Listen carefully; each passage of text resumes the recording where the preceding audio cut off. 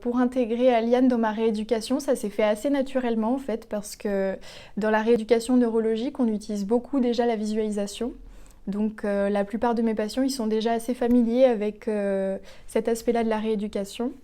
Mais on va dire que c'est un outil supplémentaire, en fait, ça nous permet vraiment de passer à une étape supérieure. Donc, c'est-à-dire que quand on arrive à un plateau et qu'on sent que voilà, les semaines passent et en fait il n'y a pas de progrès, il n'y a pas d'évolution, il y a toujours une petite branche, un petit outil supplémentaire qui va nous permettre de passer au niveau supérieur. Voilà, j'ai cette chance que les patients soient déjà familiers avec ça, donc ça leur permet d'être plutôt à l'aise pendant les séances d'Aliane justement.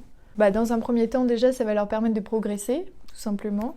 Ça va leur permettre aussi de prendre conscience qu'ils sont acteurs dans leur rééducation, dans le sens où là, en fait, dans la mesure où il n'y a pas de mouvements qui sont faits dans la réalité, on est vraiment sur quelque chose où nous, en fait, on va les guider et c'est à eux de faire la majorité du travail, donc ils reprennent un peu de l'importance dans leur rééducation. Trouver des sensations d'activation musculaire et d'avoir des mouvements un peu plus qualitatifs aussi. Je pense que déjà en tant que professionnel de santé, au-delà des bénéfices qu'on peut obtenir avec le patient, ça nous permet d'avoir une approche un peu différente.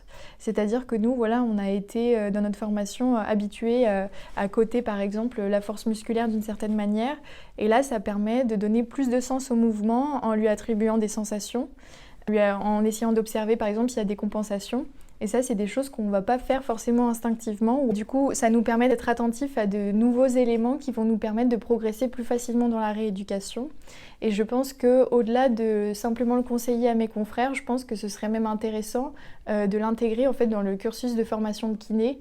Voilà, de dire aux futurs kinés que y a aussi une ouverture sur la visualisation qui pourrait être intéressante et qui leur permettrait en fait d'être des meilleurs thérapeutes. Voilà.